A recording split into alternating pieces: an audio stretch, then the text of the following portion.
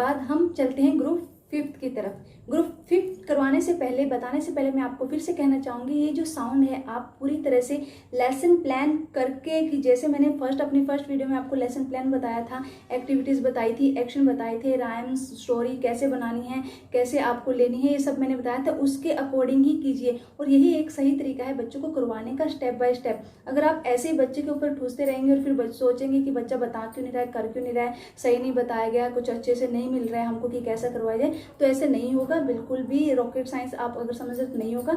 Lesson plan day wise करवाना पड़ेगा आपको। अगर मंडे को आप इंट्रोड्यूस कर रहे हैं, फिर ट्यूसडे को उसको एक्सरसाइज कीजिए, उसकी वर्कशीट कीजिए, वेडनेसडे को उसको रिवीजन लीजिए, फिर थर्सडे को जाके आप नया साउंड उसको इंट्रोड्यूस कीजिए। तो चलिए आज के साउंड देख लेते हैं। हमारे जो ग्रुप 5th में जो साउंड है, 5th का जो हमारा पहला साउंड है लेटर Z का ये साउंड है। और इसके जो एक्शन है जोलीफोनिक में, यहाँ पे आपने दोनों हैंड स्टक करके जैसे कोई हनी भी या कुछ भी, कोई भी आके हमारे कान में करती ना, तो यही एक्शन आपको क्लास में बच्चे के साथ करवाना है और बच्चे खूब एंजॉय करते हैं। पूरा आउटडोर भी करवा सकते हैं आप, इंडोर भी करवा सकते हैं। बिल्कुल अच्छे से आप बच्चे के साथ इन्वॉल्व होकर करेंगे तो बच्चा कभी नहीं भूलेगा। और फिर उसके बाद जो सिंगल साउंड का हमारा यही फायदा है, हम इसमें ना बहुत सारी चीज़ें हम करवा सकते हैं। डबल में हमारा ध्यान रहता है कि वर्ड बैंक की ज़्यादा से ज़्यादा करवाएं, पर सिंगल में हम अच्छे से उनको कंसेप्ट क्लियर कर सकते हैं। हमारे पास बहुत कुछ होता है करवाने के लिए, rhyme, story, jingles, print and play, बहुत कुछ होता है करवाने के लिए। पर डबल जो डायग्राफ वाले साउंड है उनमें थोड़ा सा हमको रिटन पे या वर्ड बैंक पे ज़्यादा ध्यान देना पड़ता है। अगला साउंड है वो है वो नहीं है, नहीं है, वॉच। वॉच अपने जो लिप्स है दोनों को राउंड करना है। वो इसकी जो जोलीफोनिक में वही स्टोरी है, आपने पहले भी सुनी होगी, हिंदी इसकी बुक में भी है, 2nd 3rd में ये स्टोरी है। विंड और सन की स्टोरी है कि दोनों में कंपटीशन होता है कि कौन ज़्यादा ताकतवर है। यहाँ पे तो एक आदमी, कौन पहले जो राहगीर दिखता है उनको स्ट्रेंजर आता है कि कौन पहले इसका कोट जो उतरवाएगा वही ताकतवर है। तो विंड बहुत तेज से ब्लो होती है,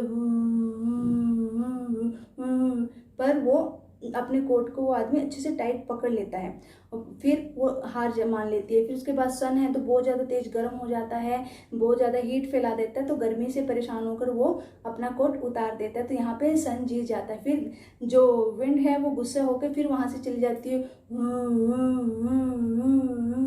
तो ये यहाँ पे साउंड है।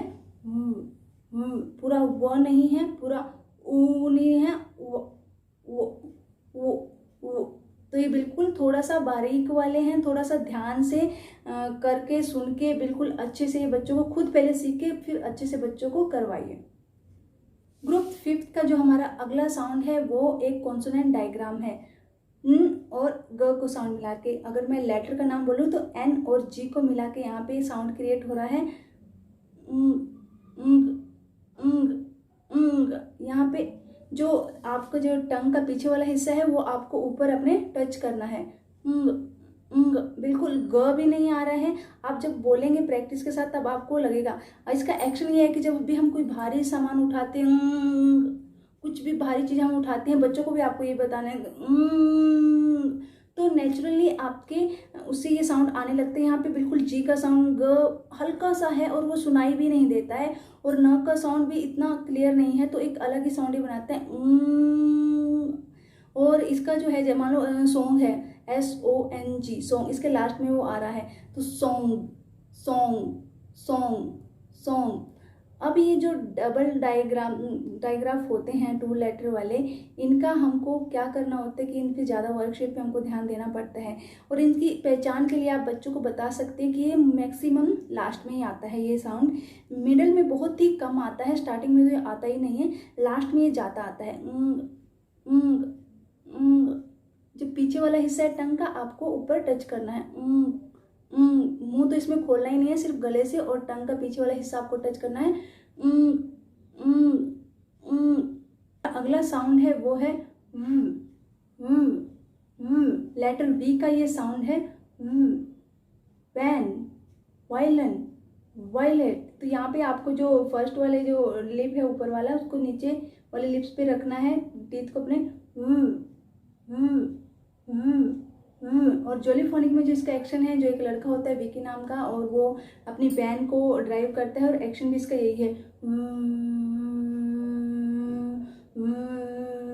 तो ये एक्शन आपको करवाना है। फिर से सिंगल साउंड है, तो सिंगल साउंड में तो आप बहुत कुछ करवा सकते हैं, खुद भी एंजॉय कर सकते हैं, बच्चों को भी एंजॉय करवा सकते हैं। बहुत सारी चीज़ें होती है हमारे पास सिंगल साउंड करवाने के लिए, तो ऐसा मौका ये नहीं छोड़ना है। जब भी आपका सिंगल साउंड आता है तो उसको बिल्कुल अच्छे से आपको करवाना है।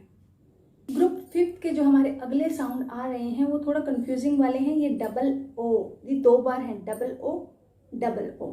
इनमें डिफरेंस क्या है? एक है कि जैसे आपने हिंदी में देखा होगा छोटा ऊ बड़ा ऊ के साउंड निकालते हैं, ऊ ऊ ऊ ऊ। ये साउंड एक छोटा साउंड है और एक बड़ा साउंड है, पर है दोनों डबल यहाँ पे। तो ये थोड़ा कंफ्यूजिंग वाला है, इसको आप बिल्कुल अच्छे से समझ के ही बच्चों को करवाइए।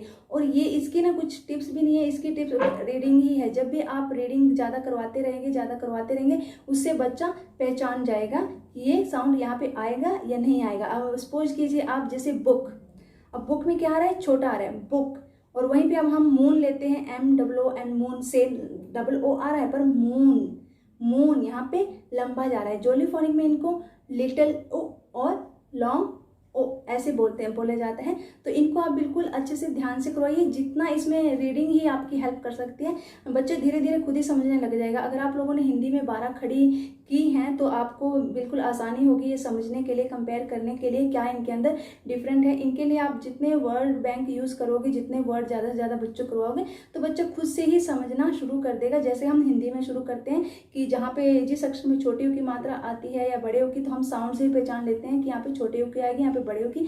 तो ऐसे ही इंग्लिश में भी हमको कि स्पेलिंग यहाँ पे सेम ही आएगा कि डबल ओ ही आ रहा है दोनों में, पर कहाँ पे लॉन्ग लेना है और कहाँ पे शॉर्ट लेना है ये आपको प्रैक्टिस से ही पता चलेगा। और इसके ज़्यादा ही वर्ड नहीं है कि आपको इतने सारे करने पड़ेंगे, कुछ ही चुनिंदा वर्ड हैं जो इनके आप कर सकते हैं। जैसे अभी जूम है, अगर आप बच्चों को देंगे ZOOM, ये अगर आप ये जूम अगर आप शॉर्ट बोलोगे तैसे आपको खुद ही पता चल जाएगा कि जूम तो कोई वर्ड नहीं होता है, तो जूम। और ऐसे ही जब जू आता है, जू यहाँ पे छोटा हो जा रहा है ये।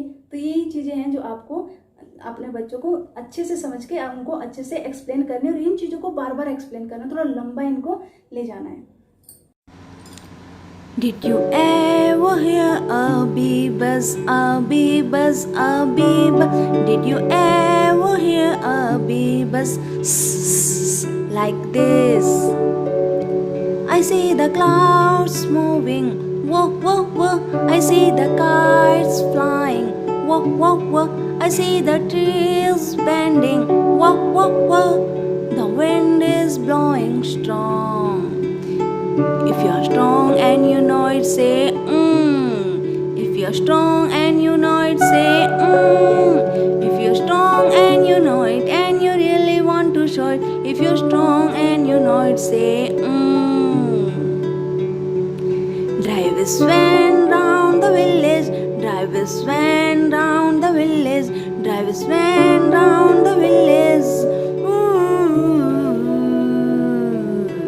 Who wants to be a cuckoo? Who wants to be a cuckoo? Who wants to be a cuckoo? Oh, oh, oh, oh, oh. तो यहाँ पे अब की बार मैं आपके लिए थोड़ा ये अलग वैरायटी की मैंने पिक ली हैं वर्कशीट के लिए। यहाँ पे आप देख सकते हैं, ऐसे ही गूगल पे आपको बहुत सारी मिल जाएंगी, हर लेटर की आपको मिल जाएंगी। आप इनको प्रिंट आउट कर सकते हैं, आप इनसे प्रिंटर से निकलवा सकते हैं, आपको शॉप पे भी मिल जाएंगी। मार्केट में एक से एक वर्कशीट मिल जाएगी आपको। बुक्स ले लीजिए फोनिक की, उसमें क्या है कि आपको डेली बनाना नहीं पड़ेगा। अगर आप डेली बनाओगे तो बहुत सारे पेपर हो जाएंगे। ऑब्वियसली इतना पॉसिबल नहीं होता है हाउस वाइफ के लिए, या फिर वर्किंग वूमन भी हो तब भी इतना पॉसिबल नहीं होता है। तो आपके लिए यही रहेगा कि आप प्रिंटर ले लीजिए, प्रिंटर कर लीजिए ऑनलाइन लेके। तो यहाँ पे कलरफुल भी है, ये सिंपल में भी है, ट्रांसपेरेंट, और ये कलरफुल भी है। अच्छे से अच्छे आप वहाँ पे वर्कशीट अवेलेबल है, आप ले सकते हैं। तो आपको ये वीडियो कैसी लगी प्लीज़ मुझे कमेंट करके ज़रूर बताइए। चैनल को सब्सक्राइब कीजिए, वीडियो को लाइक कीजिए, शेयर कीजिए, और अपने कमेंट में मुझे ज़रूर बताइए कि आपको ये इन्फॉर्मेटिव लगी या नहीं लगी। Thank you so much. Group 4 और ग्रुप 5 खत्म होता है। होता है। आशा करती हूँ आपको वीडियो पसंद आई होगी, जो मैंने समझाने की कोशिश की आप सबको समझ आया होगा और डेफिनेटली ये आपको अपने बच्चे को पढ़ाने में ज़रूर हेल्प करेगा। तो आपको ये वीडियो कैसी लगी मुझे कमेंट करके ज़रूर बताइए। वीडियो को लाइक कीजिए और चैनल को सब्सक्राइब कीजिए। आपके कमेंट, लाइक और सब्सक्राइब मुझे बहुत ही हिम्मत देते हैं, तो थैंक यू।